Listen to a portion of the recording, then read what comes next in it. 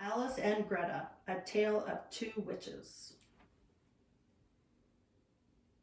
by Stephen J. Simmons. Once, a long time ago, two witches lived on top of a mountain. Although they both looked out at the same view, they saw things differently. Alice's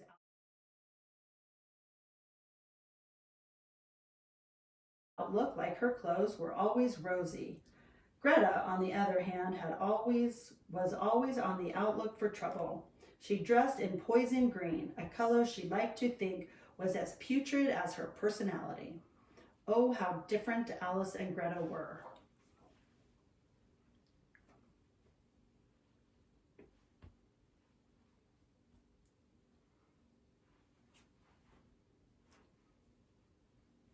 Alice and Greta had known each other ever since they were little witches at Miss Mildred's Mildew's School of Magic. There they had learned the same spells, the same curses, the same chants, and the same brews. They just used their magic differently.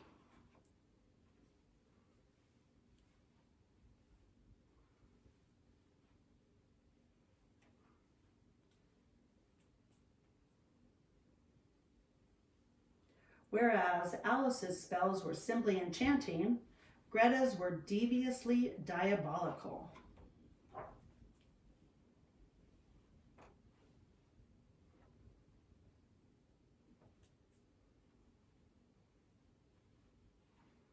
Greta never did her homework and often didn't listen in class. She was misbehaving as usual the day the class learned the most important lesson of all.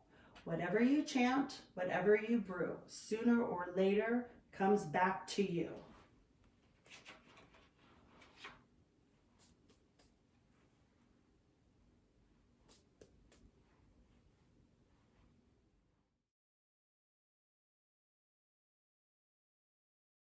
Time passed, and before long it was graduation day.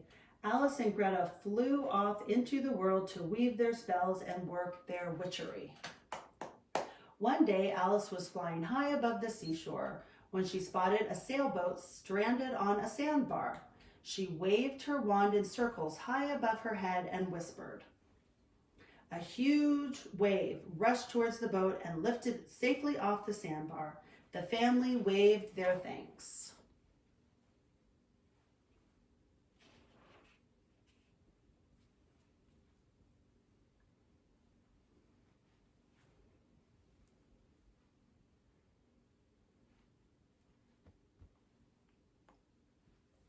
On the other side of the world, Greta was using the same spell, just a little differently. She saw some children building a sandcastle on a beach. They had worked for hours on the towers, tunnels, and moat. Just as they finished, Greta waved her wand in circles high above her head and whispered. An enormous wave crashed high on the beach, sweeping the castle into the sea. Ah ha ha, Greta cackled. Then she disappeared into a cloud as the children ran crying to their mothers. Meanwhile, Alice had come upon a small boy in a field, calling for his lost puppy. Alice knew what to do. She waved her wand and chanted. A sheepdog pup bounded out of the woods and into the grateful boy's arms. Alice smiled and was on her way.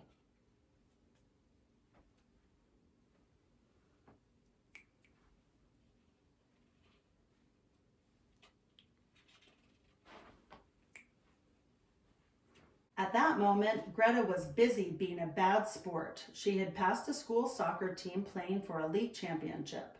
As one girl was about to kick a goal, Greta waved her wand and chanted.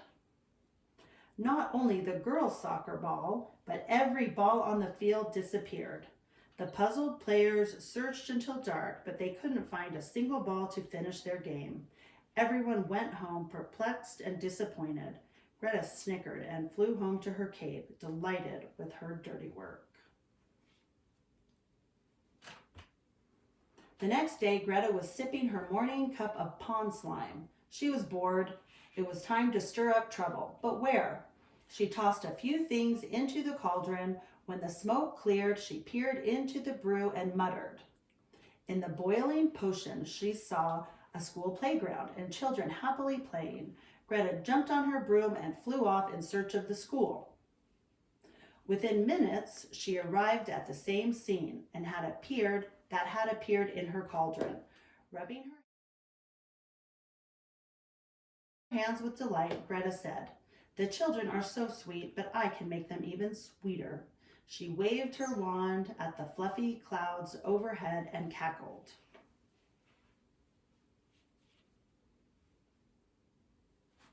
With a crash and a flash, the fluffy clouds overhead rained down millions of melting marshmallows onto the children.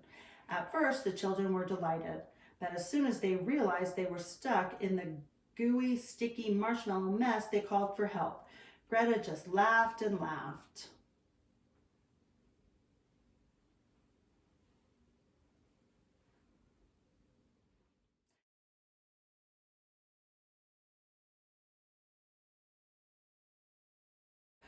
Alice heard their cries and appeared from behind the cloud.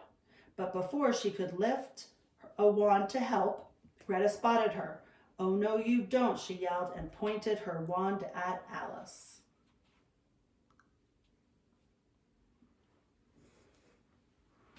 A million more marshmallows fell on Alice. Before she knew it, she and her broomstick were pulled to the ground and stuck fast in an icky, sticky mess. She was helpless, unable to lift her magic wand. Alice struggled, desperate to think of what to do. Then she remembered something she learned in school. She looked hard at Greta and said these words: "Whatever you chant, whatever you brew, sooner or later it comes back to you." Nothing happened, so Alice added a little spell of her own.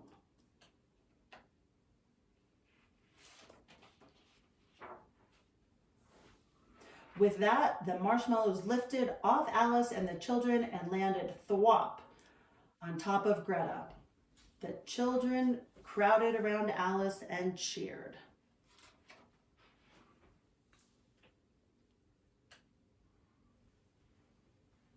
To this day, Alice lives in her cave on the hill where the view just keeps getting better and better.